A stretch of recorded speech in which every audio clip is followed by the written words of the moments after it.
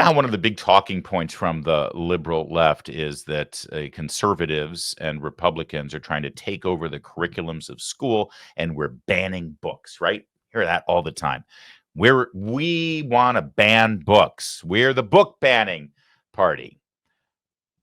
And to be fair, I'm going to concede this point. As a conservative, as a parent, as a voter, as a member of the Republican Party, I absolutely endorse getting gay kitty out of public libraries and out of public school libraries. Guilty. And that's not banning books or anything. You want to buy that stuff, although kitty is kind of pushing it. There are laws against it. But there currently are books that are specifically geared toward children that are in these libraries that I don't think should be there. And most Americans don't think they should be there. That said, this lie that conservatives want to ban books is actually kind of laughable, considering it's the woke left who are pretty upset about certain books that have certain themes and certain words. Specifically, well, take an American classic that almost every single school student in America for the last several decades in public school was expected to read and report on, To Kill a Mockingbird. Well, there's one teacher in America who has now lost a job because he read To Kill a Mockingbird aloud to his students. Our friends over at Frontline's Talking Point have the story, and then we'll expand on it in a moment. While students at West Valley High School prepare for summer vacation, found the spot. Matthew Mastronardi is fighting to keep his teaching job. I read a couple passages. All because he took a risk and read out loud a passage from the American literary classic To Kill a Mockingbird. Don't you believe a word he says, Dale? Not just any passage, but the one featuring the N-word, which is used in the book dozens of times. Talking about the word.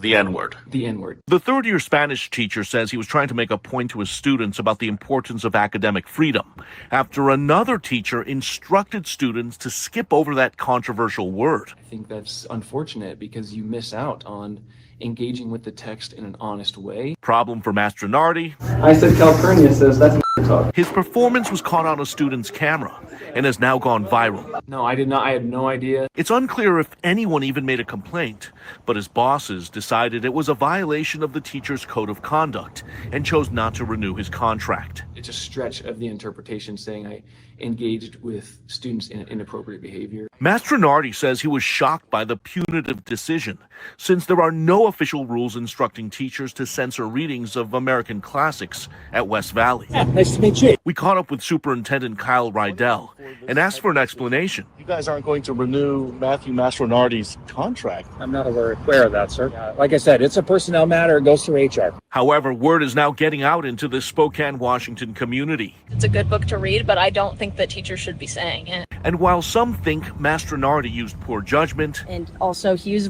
white, he shouldn't have said it. There's now a Change.org petition with hundreds of signatures asking the district to bring him back. Because he's a really good teacher. It was started by freshman Peyton Johnson. He was just reading out of the book. He wasn't saying it to anyone or in a rude manner. Meanwhile, the city's black community is also starting to chime in. We need to educate our kids more. Michael Brown runs a job training program for high school kids and says the N-word remains deeply offensive to African Americans. Once again, it goes back to ignorance, which means a lack of knowledge. But is also glorified by athletes and entertainers in pop culture. I love black people, but I hate niggas. So Brown says intent and context matter. It depends on how it's stated. When it all boils down, I think people need to know the truth. In this case, he says the district made the wrong call. And we got to quit shying away from that or being so sensitive. You want to tell us what really happened? Mastronardi is an Air Force veteran, also the school's assistant wrestling coach, and a father of 3. 4, 2, and 6 months old. And he's now appealing to the school board at the end of the month. Do you still stand by your decision to read the N-word out loud from this book? My conscience is clean. And if I could rewind to that exact moment, I would not do anything differently. Hoping this ends up turning into a teachable moment. All right, great report there from Frontlines, and it's very worthy to explore this a little bit, partly because of the academic freedom aspects of it and the hypocrisy here, but also, frankly, to sort of expose the lie that conservatives are the ones who are anti-intellectual. Conservatives are the ones who are trying to rewrite history. Conservatives are the one who are the speech police. Conservatives are the ones who are trying to ban books. The conservatives are the ones who are trying to inflict their totalitarian viewpoints on school systems and school boards and curricula, because those are all the things that we hear all the time. But look at it play out right here before our very eyes. Who's rewriting history? You know, if this guy had instead stood up in front of the class and asked every student to come up and define what their gender is and explore their deviant sexual desires, he would have been fine.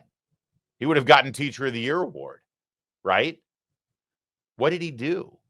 He read from a Pulitzer Prize-winning American literature classic, a book that is actually assigned in that very school that he works. But he read that one passage aloud. And now he's lost his job. Who's rewriting history? Can we not read Mark Twain? Absolutely not, actually, according to most people. I mean, I've read To Kill a Mockingbird. I don't use that word. I hate that word. I hate hearing it in rap songs. I hate hearing it when I'm walking down the street in Washington, D.C. But the use of the word as a literary device is critically important, isn't it? Especially in the context of To Kill a Mockingbird. I mean, I'm sorry, do we not understand what the book is about? So here's Mr. Mastronardi's story as he expands upon it. Because the circumstances that led him, because you may be thinking, because I saw this video and I was like, what the hell's going on here? The guy's a Spanish teacher. Why is he even doing this? Why is he reading To Kill a Mockingbird? Here's what happened. He said, I teach Spanish at West Valley High School in Spokane, Washington. During sixth period, while students worked on an assignment, I overheard two discussing their English class novel, To Kill a Mockingbird, mentioning they must skip over the N-word. Think about that for a minute. Think about an English teacher at a high school level class assigning a piece of American literature, a classic, and saying, by the way, whenever you get to this word, just skip over it. Don't read it, which makes no sense. How does your brain do that exactly? I was astonished and expressed disagreement, saying that's silly. It undermines the book's historical context and disrespects the author's intent to use accurate language. Yeah, in fact, I wonder, would it have been better if the English teacher had just taken every copy of To Kill a Mockingbird and used a Sharpie and just like redacted the word and drew a black line through it? I'm sorry, who are the authoritarians again? Who are the totalitarians? Who are the book burners? Undermines historical context, disrespects the author's intent to use accurate language. A girl asked me in front of the class, would you read the word? I replied, yes, I would read every word. A male student immediately handed me the book and said, okay, do it. I knew the situation was serious with 30 students watching, wondering if I would read. Nervous, but committed, I saw it as a teachable moment about context and literary honesty in reading. I read a passage aloud, including the N-word, unaware I was being recorded. You can see there the recording. By the way, wear proper shoes and pants to school. What's with yoga pants in school? And what is that, like what are those shoes called? Forget now. On 28 April, I was given a verbal warning from our principal, Ryan Mulvey, and there's the letter from the principal, a warning about reading a book that is assigned in that school to students to read. On May 5, I received an email from Human Resources Director Sabre Dahl requesting a meeting. The next day, I met with Dahl and the principal, who informed me that due to recent events, I could either voluntarily resign or face the non-renewal of my contract.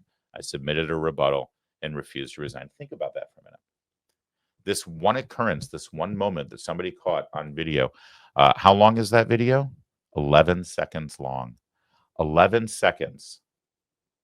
Reading from To Kill a Mockingbird in front of a class, and you're told either resign or we'll fire you. I mean, think about what else this what if this teacher instead had come out as transgender to their students? What if the teacher had revealed that they were gay and talked about their sexual lifestyle with their partner? Would have been fine. Could have spent the entire class doing that. Academic freedom, after all, right? Remember how Ron DeSantis was the one who was trying to get into the classroom and tell teachers what they can and can't say to their students with regard to their personal sexual behaviors, which, by the way, has no business in a classroom, whether it's gay or straight or whatever, involving sheep and donkeys. It doesn't matter. The teacher has no business talking about what they do in the bedroom and who they like to have sex with to any students. But that, we were told, is the don't say gay policy of Florida, which was also a lie. Here is a teacher spending 11 seconds reading from an American classic that is actually assigned in that very school. And he's now told, with that one infraction, resign or you'll be fired. 2 days later, Superintendent Kyle Rydell served me a non-renewal notice. It states that as a provisional teacher, less than 3 years with the district, I'm being let go for the listed reasons, but we all know the real reason. I requested evidence for the claims, but none that were provided. By the way, the reasons were concerns about your ability to serve as a positive role model, exercise of poor judgment with students, concerns from parents, and a concern that it is not in the best interest of the school district to continue your employment.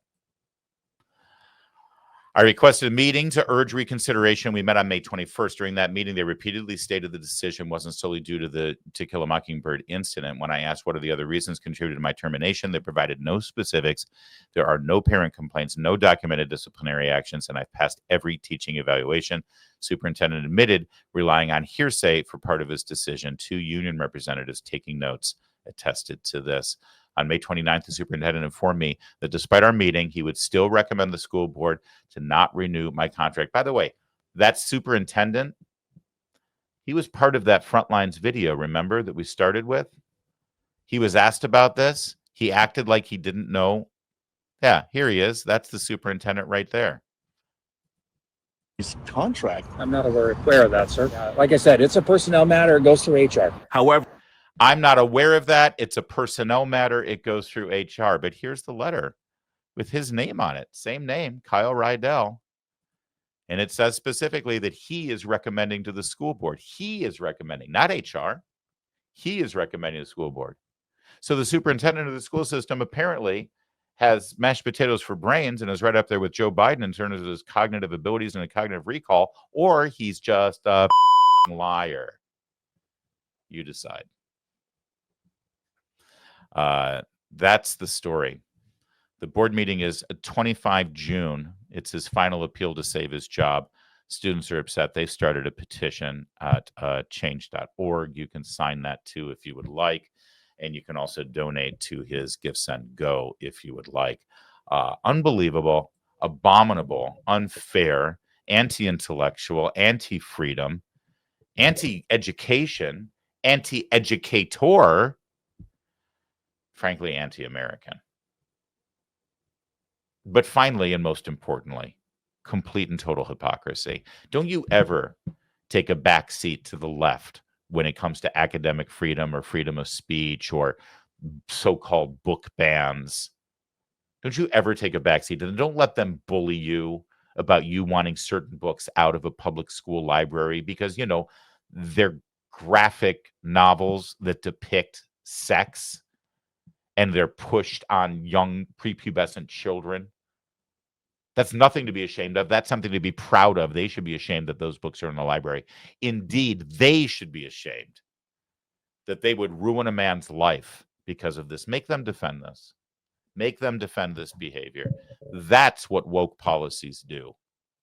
That's the manifestation of the left. And that's what they would do in every school district across this country. I assure you. That's who they are. And don't ever let them forget it.